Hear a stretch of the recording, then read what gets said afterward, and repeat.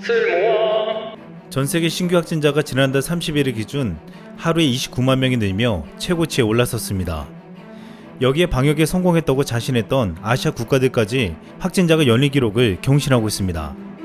이에 사태 초기 K방역 모범국으로 손꼽혔던 대한민국이 다시금 주목받고 있습니다. 현재 초기에 강력한 봉쇄로 방역에 성공했다는 홍콩의 상황이 심각해지고 있습니다. 지난달 27일 신규 확진자가 128명으로 세 자릿수를 기록하며 6일 연속 1일 100명 이상이 늘었습니다.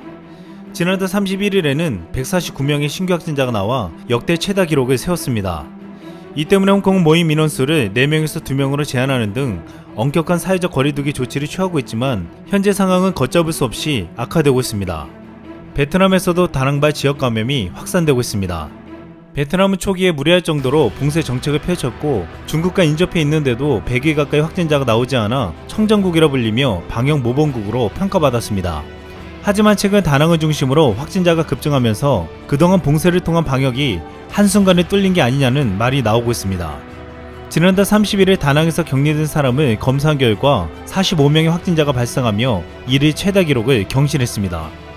이에 반해 한국은 31일 0시 기준 신규 확진자가 36명으로 해외 유입 사례가 22명, 국내 지역 발생은 14명에 불과했습니다.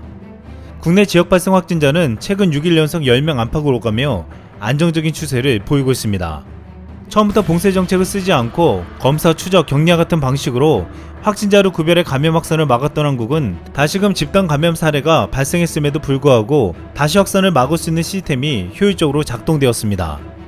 이로 인해 K방역은 초기보다도 2차 유행이라 불리는 최근에 더욱 힘을 발휘하고 있다고 보고 있습니다. 하지만 초반부터 봉쇄 정책을 쓰거나 제대로 방역 정책을 쓰지 않은 국가들은 갑자기 방역이 뚫리자 방법을 제대로 찾지 못하고 허둥지둥 되고 있습니다. 지금 이 같은 상황에 홍콩과 베트남에 이어 확진자가 가장 폭발적으로 늘고 있는 나라는 일본입니다. 초기 올림픽 유치 때문에 검사를 적게 해서 감염 확산 실태를 숨기고 있다는 의심을 받아왔던 일본은 이제 그 실체를 점점 드러내고 있습니다. 일본 공영방송 NHK에 따르면 지난달 30일 일본에선 수도 도쿄도 367명을 비롯하여 1301명의 확진 판정을 받아 이틀 연속으로 역대 최다 기록을 경신했습니다. 또한 31일에는 1557명으로 또다시 신기록을 경신하며 사흘 연속 최다 기록을 새로 썼습니다. 이런 상황에서도 일본 정부는 긴급사태 발령을 검토하지 않고 있다는 입장을 유지하고 있습니다. 일본 정부 대변인격인 스가 요시히데 관방장관은 31일 기자회견에서 긴급사태 선언을 다시 발령해 사회경제활동을 전면적으로 축소시킬 상황이라고는 생각하지 않는다라며 긴급사태 재발령서를 일축했습니다. 지금 일본의 확산 속도는 긴급사태 당시보다 4배나 늘었음에도 일본 당국은 아직도 괜찮다고 하고 있는 것입니다. 이에 더 이상 일본 정부를 못 믿겠다며 일본의 지자체들은 독자적인 행동에 나서고 있습니다. 지난달 30일에 오키나와는 독자적인 긴급사태를 선언했습니다. 수도 도쿄도에서도 확진자 463명이 새로 보고돼 이틀 연속 최다 기록을 경신했고 고이케 유리코 도쿄도지사는 기자회견에서 도의 독자적인 긴급사태 선언을 발령할 수밖에 없게 된다고 밝혔습니다. 지금 도쿄도도 긴급사태를 발령하는 것은 시간 문제라고 보고 있습니다. 지금 일본 국민들과 언론은 모습을 드러내지 않고 은둔형 직무 행태를 이어가는 아베 총리를 향해 큰 소리를 내고 있습니다. 도쿄신문은 지난달 31일 일면에 총리에게 묻지 않으면 안 되는 것이라는 제목의 도요다 유치 논설 부주간 칼럼을 게재했습니다. 도요다 부주간은 아베 총리는 5일 정기국회가 폐회한 다음 날인 지난달 18일 이후로 기자회견을 열지 않고 정기국회 폐회 중 개최되는 상임위원회에도 얼굴을 내밀지 않고 있다고 비판했습니다. 도요다 부주간은 이 칼럼에서 국민을 대신해서 묻는 것이 우리들 미디어의 의무이자 책임이라고 하면서 3개의 질문을 하며 답을 하라고 촉구했습니다. 바이러스 감염이 재확산되는데도 긴급사태를 선포하지 않는 이유, 감염 확산 속에 여행 장려 사업인 고투 캠페인을 앞당겨 시작한 이유, 유전자 증폭 검사를 확충하지 않는 것인지 아니면 능력이 없어서 못하는 것인지, 이 같은 질문과 전면에 나서라는 요구에도 아베 총리는 아직도 뒤에 숨어 있으며 최근 유일한 감염 대책으로 마스크 8천만 장을 배포하기란 계획을 포기했습니다. 아베 총리가 최대 규모의 감염 확산이 일어남에도 불구하고 국내 여행을 진작시킨다며 고투 트래블을 강행하거나 뒤에서 침묵한 이유는 바로 돈, 경제 때문이었습니다.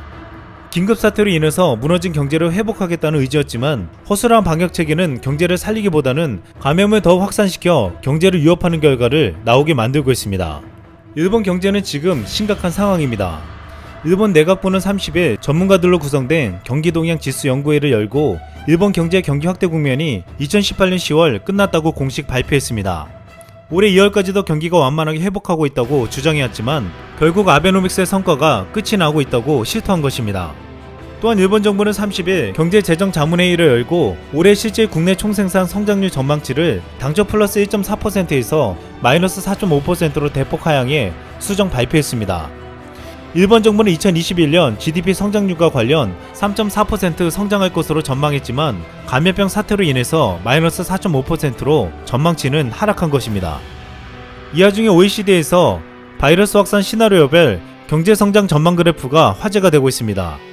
우리나라는 감염병 충격이 한 번 왔을 때 GDP가 마이너스 1.2%로 예측됐고 감염병 충격이 두 번 왔을 때 GDP가 마이너스 2.5% 하락하는 것으로 집계되었습니다. OECD 국가에서는 한국은 단연 1등이었고 2등 호주와 비교해도 압도적이었습니다. 세계 경제 선봉에 있는 미국과 독일은 최악의 성장률을 보이며 충격을 주고 있습니다. 지난달 30일 미국은 2분기 GDP 성장률이 마이너스 32.9%를 기록했다고 발표했고 독일의 2분기 경제 성장률은 연율 환산으로 마이너스 34.7%를 기록했습니다. 또한 2분기 유로존 성장률은 연율 기준 마이너스 40%로 예측되었고 인도는 마이너스 40%, 브라질은 마이너스 51%로 보는 등 각국은 최악의 실적을 피해가기가 어려워지고 있습니다. 이런 상황에서 한국은 올 2분기 마이너스 3.3%의 경제 성장률을 기록하며 연율로 따져도 마이너스 12.7%였습니다. 한국의 올해 2분기 성적표는 외환위기 이후 22년 만에 가장 낮은 성장률을 보였지만 다른 글로벌 주요 경쟁국들에 비하면 가장 선방한 성적이었습니다. 결국 한국은 모범적인 K-방역으로 감염의 확산을 막는 동시에 경제적 타격도 가장 효과적으로 막아냈습니다. WHO는 지난달 30일 열린 화상 언론 브리핑에서 지난 6개월 동안 얻은 교훈을 묻는 말에 이렇게 말했습니다. 선진국의 바이러스 초기 대응 능력을 과대평가했다. 그러나 한국처럼 상황 반전이 가능하다. WHO가 선진국이라 불려왔던 부유한 국가들에 대한 오판을 지적하며 스스로의 과오를 확인한 것입니다. 마이크 라이언 WHO 사무차장은 시계를 6개월 전으로 돌린다면 선진국에도 직접적으로 도움을 주고 싶다고 말했습니다. 이마리아 판케르코오버 WHO 신종질병팀장은 한국의 사례에서 보듯 발병 상황을 반전시키고 바이러스를 억제하는 것이 가능하다고 강조했습니다. WHO의 전문가들은 바이러스에 무너진 선진국들의 희망이 한국이라며 한국을 보라고 말한 것입니다. 감염병 사태 위기에서 강한 한국의 힘은 더욱 빛을 발하고 있습니다. LG전자가 최근 미국 월프를 제치고 상반기 세계 1위의 가전회사가 되었다는 보고가 나왔습니다. 감염병의 여파에도 불구하고 시장의 전망을 넘는 실적을 올린 것입니다. LG전자는 올 2분기 매출액 12조 8,338억 원, 영업이익 4,954억 원을 기록했습니다. 상반기 전체로 볼 때 LG는 매출과 영업이익 모두 월프를 압도했는데 영업이익만 월프의 3배에 달했습니다. 또한 지난달 31일 인도에서 한국어가 정규 교육과정의 제2외국어로 채택되었다는 소식이 전해졌습니다. 인도의 반중 정서 때문에 중국어는 제외됐다고 했습니다.